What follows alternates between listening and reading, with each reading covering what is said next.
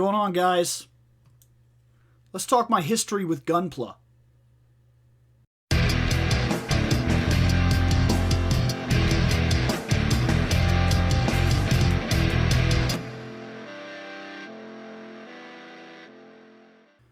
So the last time I talked about Gundam stuff, which was the last episode, I talked about the fact that I started with Toonami, and Toonami ran Gundam Wing. This was pretty much what set a lot of people in my age area, like in the not the 30, yes, I'm 36, okay? So when I was growing up, Toonami ran Gundam Wing, and that was the first introduction to Gundam, into seeing the Gundam world, and making an understanding of how this show was different than other animes that I had watched. And then, of course, the original Gundam came out, and so on and so forth. Well, during the powerhouse of Gundam Wing that took the U.S. by storm, took the States by storm, there was this huge explosion of merchandise. There were Gundam toys, and they were cool. And that is where I started. Because I came up with a game. I made a game. Yes, there's a, and maybe I'll come in here at some point and teach you guys how I play, or how I used to play. I don't really do it anymore. But I made a game to play Gundam, because, of course, nobody wants to lose, but somebody has to lose, because we're going to play a war game. So we started buying Gundams. And after I bought like 6 or 7 of them, I created a game. Well, we played the game for a while, and everything was cool about it. Literally, we would play for hours on this Gundam game that I built. And then there came a time, because it came a time every year, that I had to go with my grandmother to somewhere. Somewhere. I never knew exactly where. They would show up, and every single year they had a different house, and every single year they were in a different state. So I've been all over frickin' America. Well, they showed up this time, and they said, hey, let's go. And I packed my Gundams up. Doop-a-doop-doop. So then, I packed all my Gundams up, and we went down, and I think we ended up in Missouri somewhere. I can't remember exactly what was going on, but I remember we were pretty deep country living, so it doesn't matter where we were. It's not like I seen anything of it. Our nearest neighbor was like 5 miles in any direction or some shit like that.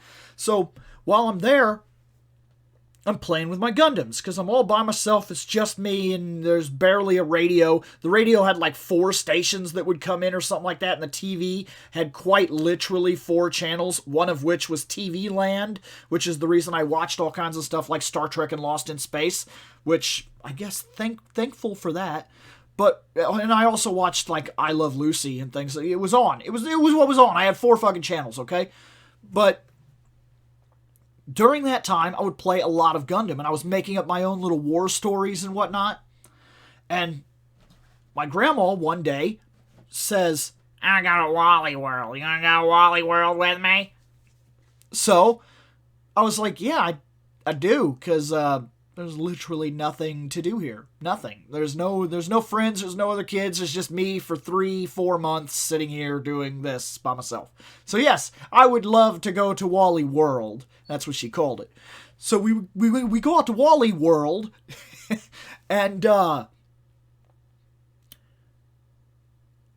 see that this Wally World has some Gundam toys, but it has something else. Something I've never seen before.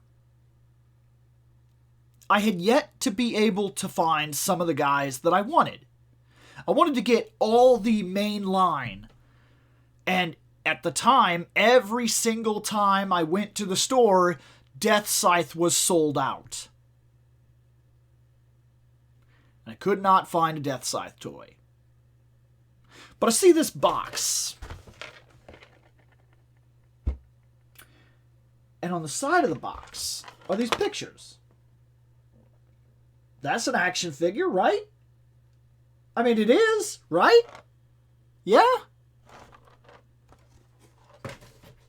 I pick it up, my grandma says, "Oh, that's a model." And I was like, yeah, I mean, I guess it is, but I really want a Death Scythe. I have Wing. I never got a Tall Geese. I had Wing. I had a Gem. And then like there were other random toys that had been released. Like I had a Jigen, and just little weird things. But in the main line, I think I was only able to get. I got Wu-Fei's Gundam. I got Hiro's Gundam. I got Quattro's Gundam. Oh, and I got Troa's Gundam. That's what I had in toys at the time. I had those 4. I had yet to find a Death Scythe. So I find this box. Grandma says it's a model. She's kind of right. I make the decision, I want this thing. Doesn't matter that it's not exactly what I want. I want this thing. I have to have a freaking Death Scythe. I have to have one. So I buy this box. And my grandma buys me some. She buys me a box cutter, and she buys me model glue.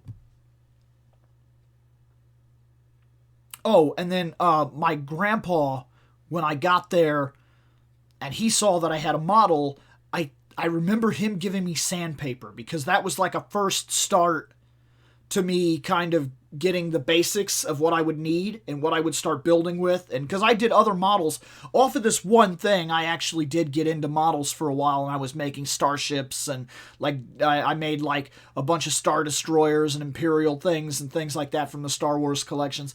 But regardless, I open this thing up and I start to pull the pieces out, and it's somewhat overwhelming. But I'd done Legos before, so kind of like I looked through the directions, and even though it was nothing like anything I'd ever done, I was like, I can do this. I've done similar stuff. I've done Legos and shit like that. And then I start realizing that all it's showing is that you peg everything together. And so I get to reading it. And it says on the box something like, no, sorry, it doesn't say on the box. In the directions, it says like no glue or whatever. And I'm like, well, how does that work? So I start putting this thing together. And it takes a long time. My first one took me like 2.5 hours or something like that. Just a lot of, okay, so I got the A's and I'll put them over here, and the B and the C and then this E thing. And so there's all my stuff laid out on the kitchen table, and then I start figuring it out, and then I'm putting together like the mid piece, and as each piece came into play, I slowly but surely built a Gundam. And this started a huge deal for me. All of a sudden, the Death Scythe that I built was my favorite. When it was done, it was a toy for me. I played with it all the time. It was just another action figure. I would use it and set it up and cut people and do all kinds of crazy shit and fly around and pose him. And at the end of the night, I'd put him into a cool pose where he's sitting there holding the scythe, or he's got it up like this or something like that. And I'd put him on the shelf and he'd be cool. Yeah, I wake up in the morning and I get him down and I go right back to playing freaking Gunpla. And my grandma, I think, figured out that she could keep me busy for hours by buying Gunpla. So almost every time we made a trip out to the Wally world, she would pick up one or two. And through Gunpla, I bought the entire Gundam Wing Heroes line. All the main Gundams. And I put them all together one by one. I was absolutely floored by it. And then I went from there, because I hadn't seen Gundam yet.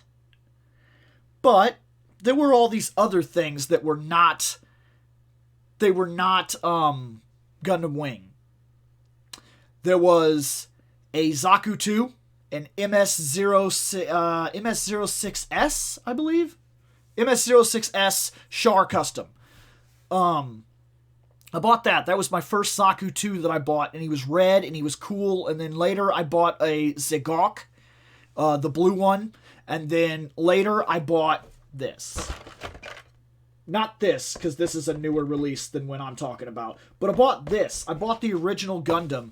And when I built him, he was super simple. But something about him just was cool. Was different. Was astounding to me. I don't know why, but he just kind of blew me away. Like, his design was incredibly simple, incredibly solid. So I really got into him. And it just so happens that when I got home, they were starting a run of Gundam. Mobile Suit Gundam. And I remember watching that beginning preview that Toonami had where it's going through all this stuff and it's like, we're going to have to break through them. And he's like, it's a Gundam. And that was really cool. And then the show came on and then I started watching it. And like I said, I've already discussed why the Universal Century grabbed me the way it did. But like, this is where I started in Gunpla. And Gunpla is simple. It's not as complicated as some people are making it. I watch a lot of these Gunpla channels, and the only thing I don't like about them is that they're professionals. Not everybody in life is a professional, and while we can get better and we can learn to do things like paint and everything, which I have done, you don't have to be an expert to get into Gunpla. And there's this problem that follows Gunpla that makes people uncomfortable and makes people not get into this hobby. And that's that they think that when they buy this, they gotta sand it down, they gotta paint it, they gotta do all this extra stuff. And that's not true. There's no extra work on this Gundam. None. No extra work of any kind. This is an HG, a high grade. It moves well. It looks great. It'll be exactly what you want it to be on your shelf. And I made it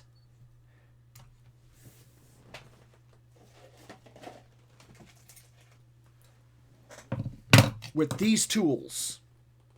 That's sandpaper, by the way. It's just popsicle stick sandpaper. This box cutter and snips. That is the only thing that I used. And he came out like this. So you don't have to be an expert to make these things. They will be cool. They will go on your shelf and they will look just fine simply building them right out of the package. Now, not all of them. Some of them will be questionable, but we'll get into that later. Because I plan to talk about every single one of these that I have made, and I will go over them, and I will tell you where the pain in the ass of each build was, and things of that nature, and I will discuss every single one of these that I have built or I have got for the shelf. In fact, you can see them back there. See them right there, they're right there, they're across there. And I will also discuss some of the toys that I still have in my collection, and I will discuss some of the new toys that I have bought nowadays. I am going to discuss every Gundam that I have in my collection one piece at a time as we go through this, as I do Gundam-esque videos. And it's my hope that some people realize that they can just build Gunpla. You don't have to be an expert. You can just make these. And if you want to get crazy afterwards, you can paint things. But this is him. Nothing special has been done to him. Nothing. And he sits on my shelf just fine.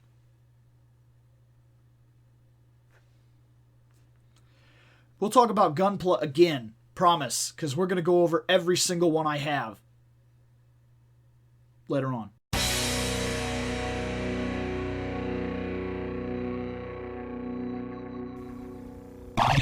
you can take what you will from it.